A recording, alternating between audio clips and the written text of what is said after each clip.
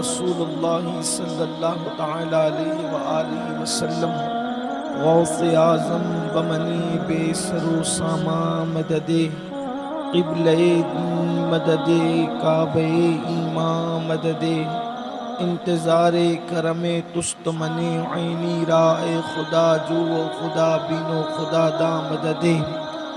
بگرداب بلا افتادہ کشتی ضعیفانو شکستہ رات و پشتی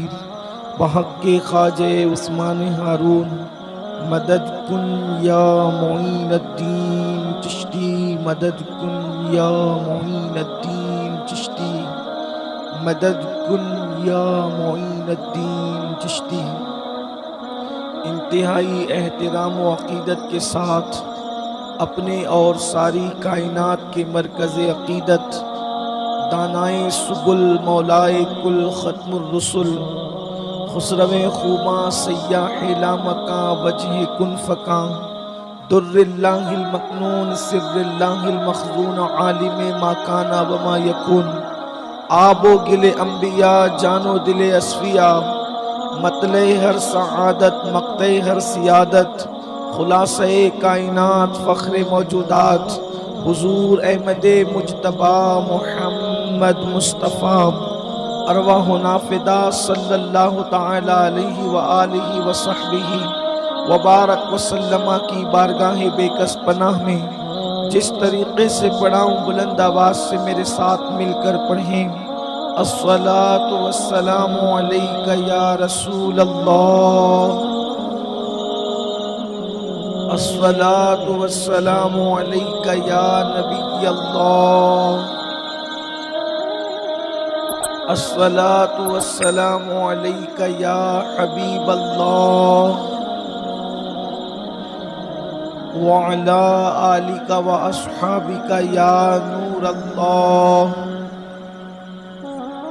صلی اللہ تعالی علیہ وسلم۔ نعمتیں بانٹتا جس سمت وہ ذیشان گیا، نعمتیں بانٹتا جس سمت وہ ذیشان گیا، ساتھ ہی منشی رحمت کا قلم دان گیا، لے خبر جلد کے غیروں کی طرف دھیان گیا، میرے مولا میرے آقا تیرے قربان گیا، دل ہے وہ دل جو تیری یاد سے معمور رہا، دل ہے وہ دل جو تیری یاد سے معمور رہا،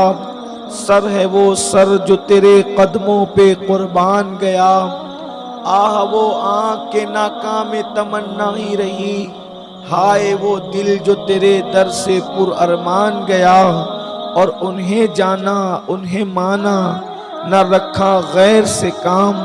انہیں جانا انہیں مانا نہ رکھا غیر سے کام، للہ الحمد میں دنیا سے مسلمان گیا، للہ الحمد میں دنیا سے مسلمان گیا۔ آج کی یہ محفل تحفظ ناموس رسالت اور ساتھ ہی ساتھ اصلاح عقائد و اعمال اور اس پر ترفع عرس حضور تاج الشریعہ بدر الطریقہ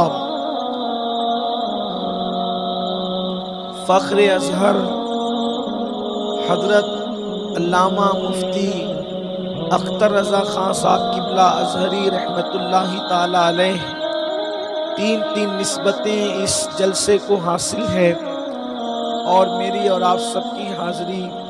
اللہ اپنے حبیب صلی اللہ علیہ وآلہ وصحبہ وبارک وسلم کے صدقہ و طفیل قبول فرمائے۔ یقیناً اس منبر پر ایک سے ایک شموس و اقمار موجود ہے، بڑے بڑے آفتاب و مہتاب علم فضل کے یہاں پر جلوگر ہیں، اور آپ نے مجھ سے پہلے ان کو سنا ہوگا یا پھر میرے بعد آپ ان حضرات کو سماعت کرنے کا شرف حاصل کریں گے۔ میرے خیال سے آپ نے مجھ سے پیشتر برادر ذی قدر حضرت علامہ حافظ امین رضوی صاحب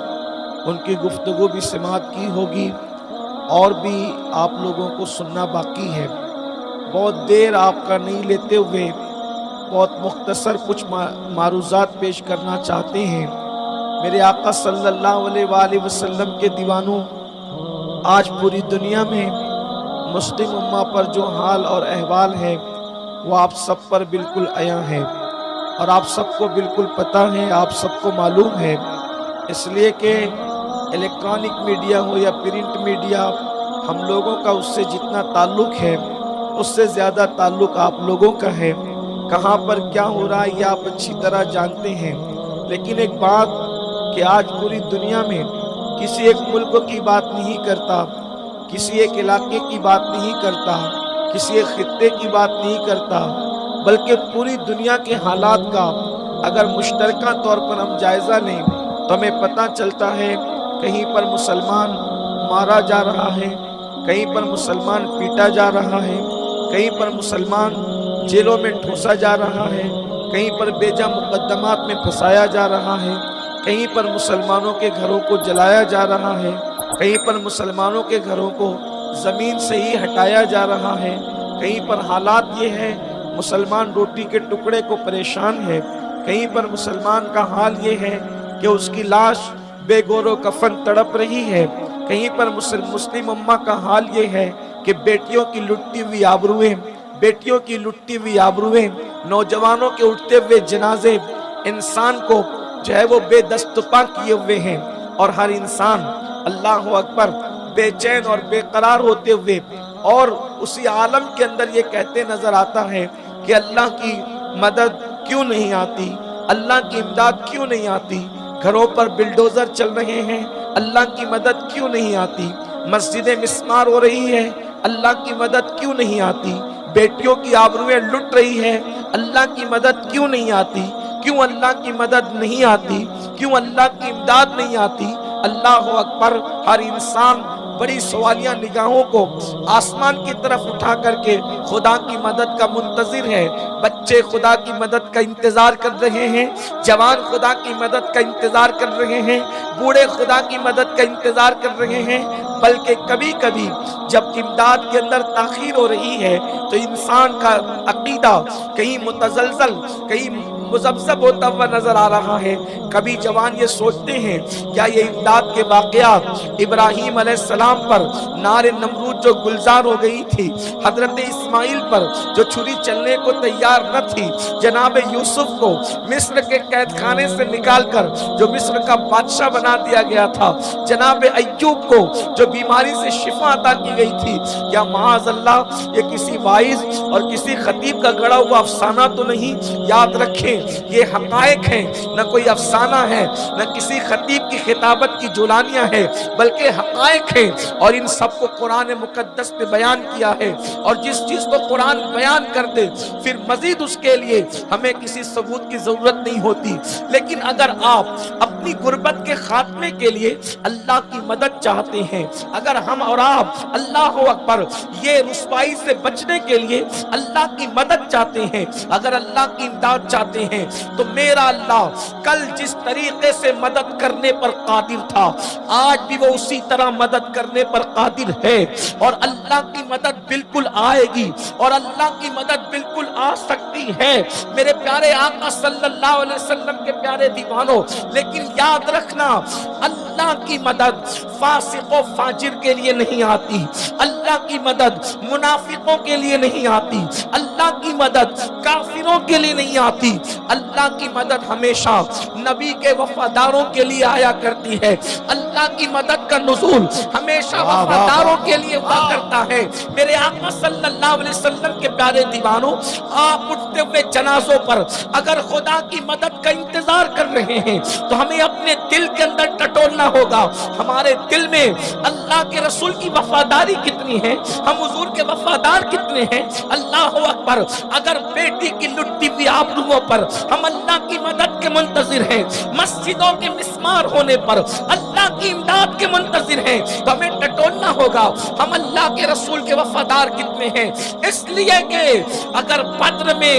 313 کی امداد کے لیے ہزاروں فرشتوں کو لے کر روح القدس نازل ہوتے ہیں تو وہ رسول کے غداروں پہ نازل نہیں ہوئے تھے، بلکہ وہ نبی کے وفاداروں پہ نازل ہوئے تھے۔ میرے آقا صلی اللہ علیہ وسلم کے प्यारे दीवानों, अगर करबला में खुदा की मदद थी तो गद्दारों के साथ नहीं थी बल्कि वफादारों के साथ थी। इब्राहिम पर नारे नमरूद गुलजार हुई थी तो जनाब इब्राहिम ने मुकम्मल तौर पर वफा का हक अदा किया था, तब अल्लाह की मदद नाजिल हुई थी। अब हमें यहाँ पर सिर्फ इतना फैसला करना है, तहफ्फुज़े नामूस रिसालत के नाम पर हजारों की तादाद में जमा होने वालों, ये बात पहले मैं बिल्कुल वाज़े कर दूं, ये मजमा ना अमीनुल कादरी के नाम पर आया है, ये मजमा ना हजरत महबूब गौहर के नाम पर आया है, नहीं ये मजमा खुतबा और उलमा के नाम पर आया है, ये मजमा सिर्फ और सिर्फ मुस्तफा जान रहमत की नामूस के नाम पर आया है,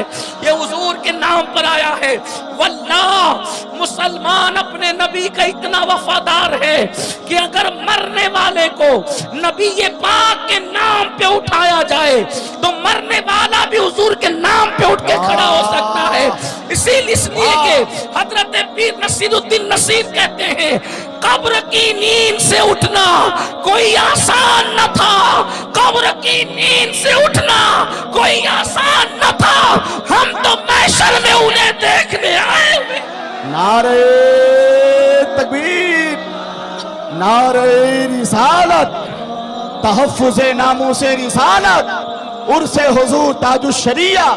हजरत मौलाना सैयद अमीनुल कादरी साहब क़िबला उलमाए अहले सुन्नत। और मेरे इमाम तो कई हदीसों का निचोड़ पेश करते हुए यूं कहते हैं ये कि ये कायनात भी बनी और सजी है तो सिर्फ उनके लिए, वरना खुदा को जमीन और आसमान बनाने से गरज क्या थी? जब ये जमीन और आसमान न थे तो भी वो खुदा था, ये न रहेंगे तो भी वो खुदा रहेगा,